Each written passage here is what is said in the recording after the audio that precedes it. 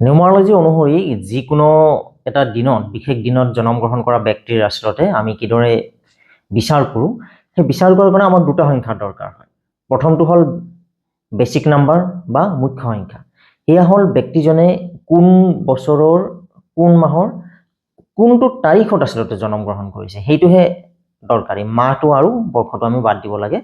যি মাহৰ যি তাৰিখত আচলতে যি তাৰিখত জন্মগ্ৰহণ কৰিছে সেইটোৱে হ'ল ব্যক্তিজনৰ মুখ্য সংখ্যা। আৰু জীৱনপথ সংখ্যা, আমি জীৱনপথ সংখ্যাকো কিছুমানে ৰেডিকেল নাম্বাৰ বুলি কয়, ডেষ্টিনি নাম্বাৰ বুলি কোৱা হয়। সেয়া হ'ল সম্পূৰ্ণ সংখ্যাটো, অৰ্থাৎ আপোনাৰ জন্ম যিটো তাৰিখ আছে, তাৰিখ, মাহ আৰু বৰ্ষ, এই তিনিওটা যেতিয়া যোগ কৰি আপুনি যিটো একক সংখ্যা পাব সেইটোৱে হ'ল আপোনাৰ জীৱনপথ সংখ্যা, লাইফ পাথ নাম্বাৰ বা ডেষ্টিনি নাম্বাৰ বা ৰেডিকেল নাম্বাৰ। আমি বাকী যিটো কৈছিলোঁ যে অকল তাৰিখৰ পৰা যিটো আহে সেইটো হ'ল আপোনাৰ বেচিক নাম্বাৰ, মুখ্য সংখ্যা। মুখ্য সংখ্যাৰ কি প্ৰভাৱ আছে আৰু জীৱনপথ সংখ্যাৰ কি প্ৰভাৱ আছে সেয়া অকণমান ক'লোঁ। মুখ্য সংখ্যাই হ'ল আপোনাৰ মানে জন্মসূত্ৰে আপুনি কোনবিলাক বৈশিষ্ট্য লৈ আহিছে, কোনবিলাক দিশত আপোনাৰ স্বাভাৱিক দক্ষতা আছে, কোনবিলাক দিশত আপোনাৰ অকণমান চেলেঞ্জিং চিটুৱেশ্যন, চেলেঞ্জিং পৰিস্থিতি কিছুমানৰ সন্মুখীন হ'বলগীয়া হ'ব পাৰে, কোনবিলাক দিশত আপোনাৰ দুৰ্বলতা থাকিব, কোনবিলাক দিশত আপুনি শক্তিশালী হ'ব, সেইবিলাক আমি মুখ্য সংখ্যাৰ পৰা জানো। অৰ্থাৎ আপোনাৰ জন্ম যিটো তাৰিখ আছে, তাৰিখৰ পৰা যিটো সংখ্যা আহিব সেইটোৰ পৰা আমি জানিব পাৰোঁ। আৰু লাইফ পাথ নাম্বাৰ বা ডেষ্টিনি নাম্বাৰ, নামটোৱে কৈছে সেয়া হ'ল অলপ ভাগ্যৰ লগত জড়িত। আপোনাক ভাগ্যই আচলতে কিমানখিনি সহায় কৰিব, ভাগ্যই আপোনাৰ জীৱনৰ কাৰণে কোনবিলাক দিশ আচলতে নিৰ্ধাৰণ কৰিব, গতিকে সেইবিলাক কথা আমি ডেষ্টিনি নাম্বাৰৰ পৰা আচলতে জানিব পাৰোঁ বা লাইফ পাথ নাম্বাৰৰ পৰা জানিব পাৰোঁ। লাইফ পাথ নাম্বাৰ বা ডেষ্টিনি নাম্বাৰ নামটোৱে কৈ দিয়ে যে আপোনাৰ জীৱনটো কোন দিশে আচলতে যোৱাৰ সম্ভাৱনা আছে, ভাগ্যই আপোনাক কোন দিশে আচলতে আগুৱাই লৈ যোৱাৰ সম্ভাৱনা আছে, সেইবিলাক দিশ আচলতে ডেষ্টিনি নাম্বাৰ বা লাইফ পাথ নাম্বাৰৰ পৰা বা অৰ্থাৎ আপোনাৰ গোটেই যিটো সম্পূৰ্ণ জন্মদিনৰ পৰা যিটো সংখ্যা আহিব সেই সংখ্যাটোৰ পৰা। বেচিক নাম্বাৰৰ পৰা আমি যিবিলাক কেৰেক্টাৰিষ্টিক্স পাওঁ সেইবিলাক যদি জানো আমি, আৰু ডেষ্টিনি নাম্বাৰৰ পৰা আমি যেনেকৈ ভাগ্যই আমাক কি দিব আছে গোটেইখিনি কথা যদি জানো, তেতিয়া আমাৰ কৰ্মৰ জৰিয়তে আমাৰ মুখ্য সংখ্যাৰ পৰা আমি যদি জানো যে আমাৰ এইবিলাক দিশত অকণমান দুৰ্বলতা আছে, সেইবিলাক দিশত আমি সজাগ থাকিব পাৰোঁ। ভাগ্যৰ পৰা যদি আমি জানো যে এই বিশেষবিলাক দিশত আমাৰ সফলতা পোৱাৰ যোগ আছে, গতিকে সেইবিলাক দিশত যদি আমি কাম কৰোঁ সেইবিলাক দিশত আমি অধিক সফল হোৱাৰ যোগ আছে। আৰু লগতে আমি যদি জানো যে ডেষ্টিনি নাম্বাৰৰ পৰা যে এইবিলাক দিশত আচলতে আপোনাৰ সফলতা হোৱাৰ ইমান যোগ নাই, কিন্তু আপুনি বিভিন্ন ধৰণৰ পাক চক্ৰত পৰি যদি এইবিলাক কাম কৰিব লগা হৈছে, তেতিয়াহ'লে তাৰ কাৰণে আমি প্ৰতিকাৰমূলক ব্যৱস্থা লৈ বা অধিক সতৰ্কতামূলক ব্যৱস্থা লৈ থাকি অধিক কষ্ট কৰি সেইবিলাক দিশত আপুনি এটা পৰ্যায়ৰ সফলতাটো আপুনি প্ৰাপ্ত কৰিব পাৰে।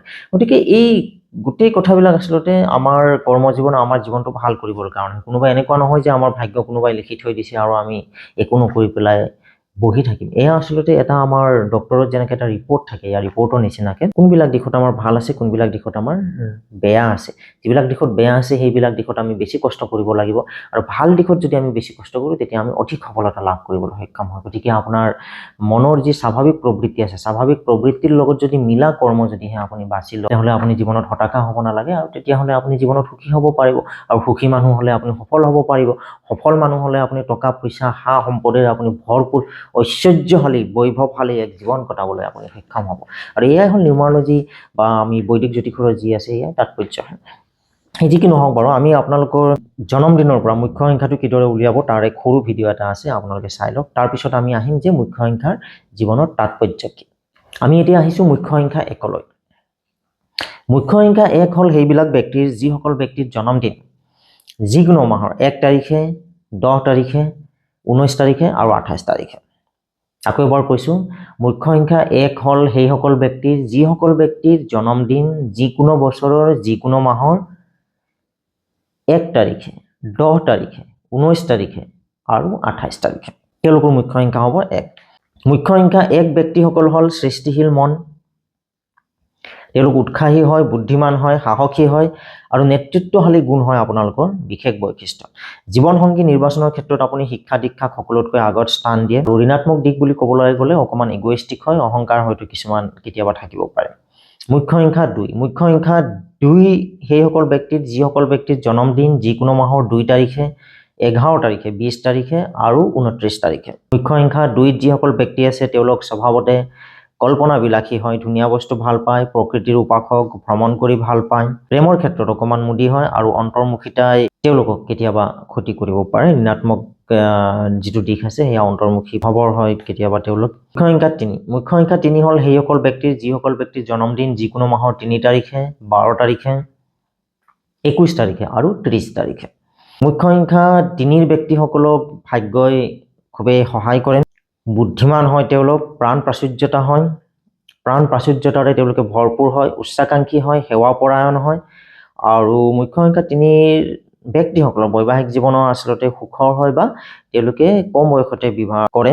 ঋণাত্মক দিশ বুলি ক'বলৈ গ'লে কেতিয়াবা তেওঁলোক অকণমান নিষ্ঠুৰতা কেতিয়াবা দেখা যায়।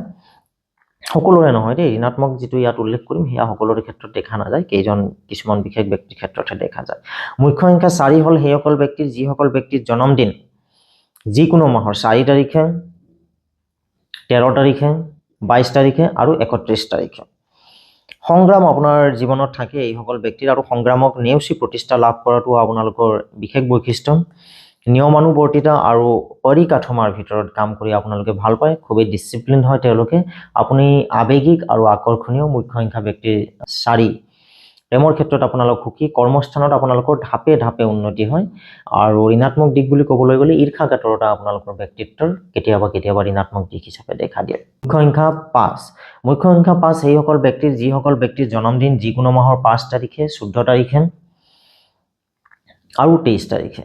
আপুনি এক আকৰ্ষণীয় ব্যক্তিত্বৰ অধিকাৰী, যাৰ বাবে আপোনাক ভাল পোৱা মানুহৰ সংখ্যা বহুত। মুখ্য সংখ্যা 5 ব্যক্তিসকল, আপোনাৰ জীৱনলৈ প্ৰেম আহে একাধিক, অৱশ্যে বৈবাহিক জীৱনৰ বেলিকা আপুনি ভাগ্যৱান আৰু সফল আৰু খুবেই নিষ্ঠাৱান, খুবেই বাস্তৱবাদী আৰু স্পষ্টবাদী আপুনি। কিন্তু কেতিয়াবা আপোনাৰ ওপৰত বাস্তৱবাদী হোৱাৰ কাৰণে কেতিয়াবা বিশ্বাসৰ অভাৱ ঘটে, এয়া হ'ল কেতিয়াবা ঋণাত্মক দিশ। মুখ্য সংখ্যা 6। মুখ্য সংখ্যা 6 যিসকল ব্যক্তি আছে তেওঁলোকৰ জন্মদিন যিকোনো মাহৰ 6 তাৰিখে, 15 তাৰিখে আৰু 24 তাৰিখে। আপুনি স্বভাৱতে কলাপ্ৰেমিক, মানে শিল্প সংস্কৃতি যিটো কলা সংস্কৃতি আছে, কলা সংস্কৃতিৰ তেওঁলোকে স্বাভাৱিক সৃষ্টিশীল মনৰ অধিকাৰী হয়। আপুনি ধুনীয়া আৰু প্ৰাণ প্ৰাচুৰ্যৰে পৰিপূৰ্ণ, বুদ্ধিমান আৰু স্মৃতিশক্তি প্ৰখৰ, ঘৰ আৰু পৰিয়ালৰ প্ৰতি আপুনি দায়বদ্ধ। সাধাৰণতে কম বয়সতে বিবাহ হয় আৰু এখন সুখৰ সংখ্যা হয়। আৰু ঋণাত্মক দিশ ক'বলৈ গ'লে অত্যাধিক মুদি হয়, কেতিয়াবা অত্যাধিক আলস্যও কেতিয়াবা আপোনালোকৰ ঋণাত্মক দিশ হিচাপে চিহ্নিত হৈ পৰে। মুখ্য সংখ্যা 7। মুখ্য সংখ্যা 7 সেইসকল ব্যক্তি যিসকল ব্যক্তিৰ জন্মদিন যিকোনো মাহৰ 7 তাৰিখে, 16 তাৰিখে অথবা 25 তাৰিখে। স্বাধীন মনোভাৱ সম্পন্ন আৰু স্বভাৱতে অস্থিৰ। আপুনি আপোনাৰ মনৰ অনুভৱ সংগোপনে লুকাই ৰাখিব পাৰে মনৰ ভিতৰতে। কিছু পৰিমাণে আপুনি আধ্যাত্মিক মনোভাৱ সম্পন্ন হয়। প্ৰেমৰ ক্ষেত্ৰত আপোনাৰ সংগী খুবেই উদাৰ, খুব সুখী হয় আপোনাৰ জীৱনটো দেখা গৈছে। আৰু অস্থিৰতা আপোনাৰ ব্যক্তিত্বৰে ঋণাত্মক দিশ হিচাপে চিহ্নিত হৈ উঠে। মুখ্য সংখ্যা 8। মুখ্য সংখ্যা 8 হ'ল সেইসকল ব্যক্তিৰ যিসকল ব্যক্তিৰ জন্মদিন যিকোনো মাহৰ 8 তাৰিখে, 17 তাৰিখে অথবা 26 তাৰিখে। উচ্চাকাংক্ষী, উৎসাহী আৰু জ্ঞানী, লগতে কিছু পৰিমাণে নিসংগতা। কলা আৰু সাহিত্যৰ জগতখনত আপুনি চকুত লগা ধৰণে উন্নতি কৰা দেখা যায়। আপোনাৰ বিবাহ সাধাৰণতে ঘৰৰ পৰা ঠিক কৰা পাত্ৰ পাত্ৰীৰ লগতে হয়। আৰু আৰামপ্ৰিয়তা আপোনাৰ ব্যক্তিত্বৰ এক ঋণাত্মক দিশ হিচাপে কেতিয়াবা চিহ্নিত হৈ উঠে। মুখ্য সংখ্যা 9। মুখ্য সংখ্যা 9 হ'ল সেইসকল ব্যক্তিৰ যিসকল ব্যক্তিৰ জন্মদিন যিকোনো মাহৰ 9 তাৰিখে, 18 তাৰিখে আৰু 27 তাৰিখে। সেইসকল ব্যক্তি সাহসী হয়, তৎপৰ হয়, যুঁজাৰু মনোবৃত্তিৰ হয়। ভ্ৰমণ আপোনাৰ জীৱনৰ অংগ, সাফল্য আপোনাৰ জীৱনলৈ অহাটো কোনেও ৰুধিব নোৱাৰে। আপোনাৰ খং সহজতে উঠে আৰু সহজতে মাৰো যায়।